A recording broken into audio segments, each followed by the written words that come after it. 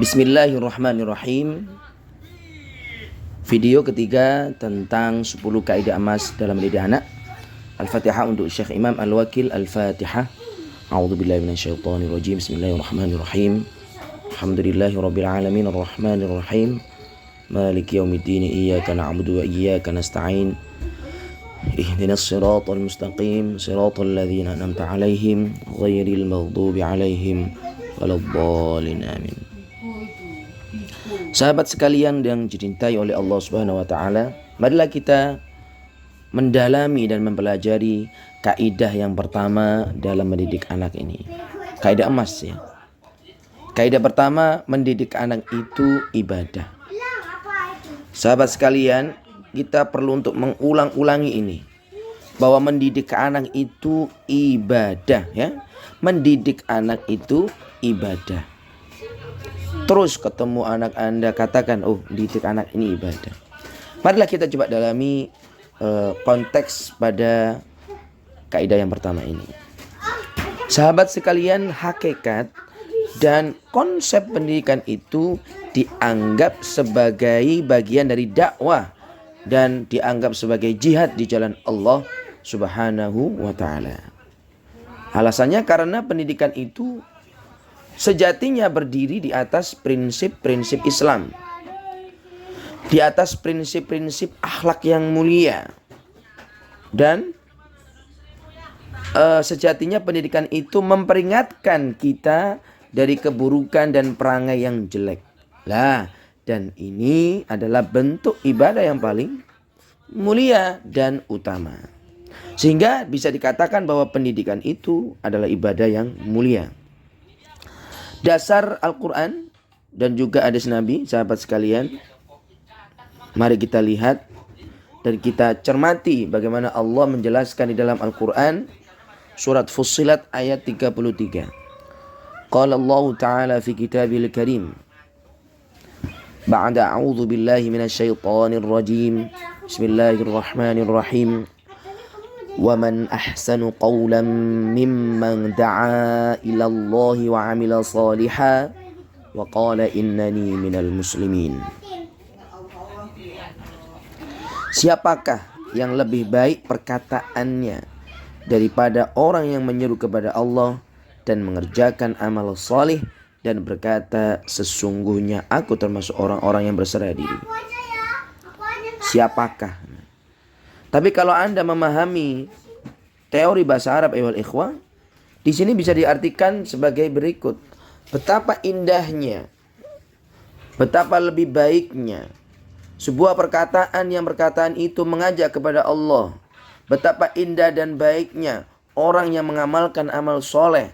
Betapa indahnya ada orang yang berbicara, innani minal muslimin, aku muslim. Aku muslim. Demikian sahabat sekalian. Jadi kata waman ahsanu qaulan di sini tidak hanya diartikan siapakah yang lebih baik perkataannya, namun bisa diartikan waman ahsanu ya. Waman ahsanu ini diartikan sebagai betapa indahnya, betapa baiknya ada orang yang ngajak kepada Allah. Betapa baiknya ada orang berbuat kebaikan, kesolehan. Betapa baiknya ada orang ngomong saya muslim gitu. Kedepannya tentunya kalau kita berani untuk mengatakan seperti ini, berarti Anda mendapatkan kebaikan yang itu sudah dicap baik oleh Allah Subhanahu wa taala. Apalagi kalau Anda ucapkan innani minal muslim itu di tengah-tengah orang Nasrani, di tengah orang kafir dan lain sebagainya. Inilah ayat yang mendasari bahwa pendidikan itu bagian dari ibadah yang paling mulia dan utama. Baik sahabat sekalian, dasar yang mendasari bahwa pendidikan itu merupakan ibadah dan jihad, yaitu berupa dakwah dan jihad, adalah hadis Nabi kita Muhammad sallallahu alaihi wasallam yang berbunyi, li ayyahdiyallahu bika rajulan wahidan khairun laka minad dunya wa ma fiha. Penjelasannya, manakala Allah memberi hidayah kepada seseorang dengan sebab dirimu bahwa kamulah yang menjadi penyebab orang ini mendapatkan hidayah Allah, khairun laka, itu lebih baik bagi kamu minat dunya wa ma fiha, daripada misalnya Allah memberikan kepada Anda dunia beserta isinya. Demikian sahabat sekalian. Di bawah teks tadi ini Anda bisa baca perihal tentang ulumul hadisnya ya, tentang bagaimana kajian hadis terhadap hadis yang dijadikan dasar ini. Inilah yang menjadi dasar ayyuhal ikhwah, bahwa pendidikan itu merupakan dakwah dan jihad, bahkan merupakan ibadah yang paling mulia. Bisa ini jadikan sebagai sebuah motivasi bahwa ketika Anda menjadi seorang pengajar, kemudian ada satu saja murid Anda itu mendapatkan hidayah dari Allah Subhanahu wa ta'ala, itu lebih baik daripada Allah memberikan Anda dunia seisinya, dan lebih mulia dibanding Anda mendapatkan mobil, rumah, dan semuanya. Maka bagi para pengajar agama, para pengajar pendidik agama, haruslah beruntung, merasa beruntung bisa mengajari 1, 2, 3 orang, apalagi banyak orang, untuk mendapatkan hidayahnya Allah Subhanahu wa ta'ala. Karena pemberian seorang laki-laki yang mendapatkan hidayah ini lebih baik daripada pemberian Allah kepada Anda berupa harta beserta isinya. Bukan berarti Allah tidak mau memberikan Anda dunia beserta isinya. Bayangkan sahabat sekalian, kalau Allah ternyata memberi Anda dunia beserta isinya, apakah nanti Anda sempat untuk mengajarkan Islam kepada manusia yang ada di sekitar Anda?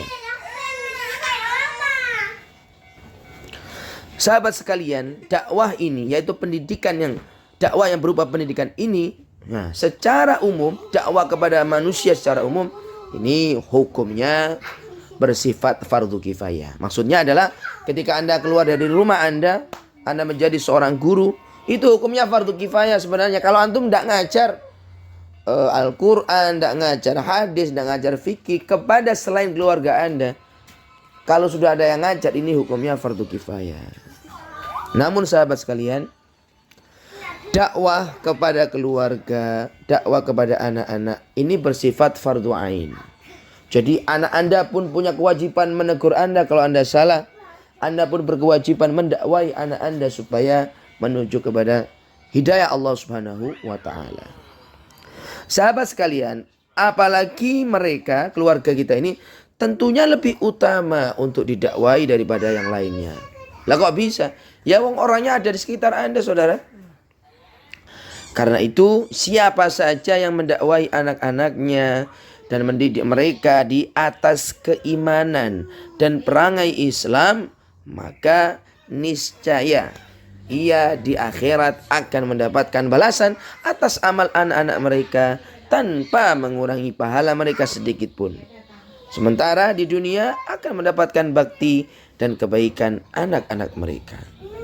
Inilah sahabat sekalian kaidah pertama, kaidah emas, bahwa mendidik anak itu ibadah. Mendidik anak itu ibadah. Baik, kita tutup video kali ini dengan mengucapkan doa supaya Allah senantiasa memberikan kita kesadaran bahwa mendidik anak itu adalah ibadah. Dengan dasar Al-Quran yang sudah tersampaikan tadi, dengan dasar hadis yang sudah disampaikan tadi, dan juga pengetahuan bahwa dakwah pendidikan kepada selain keluarga itu hukumnya adalah fardu kifayah, namun kepada keluarga hukumnya adalah fardu ain. Demikian untuk metode pertama. Semoga Anda dimudahkan oleh Allah di dalam mempraktekannya dan menyebarluaskannya ke seluruh alam. Dari saya Abdul Fattah Fakhruddin, bertemu insyaAllah di video yang keempat. Dari saya, Assalamualaikum warahmatullahi wabarakatuh.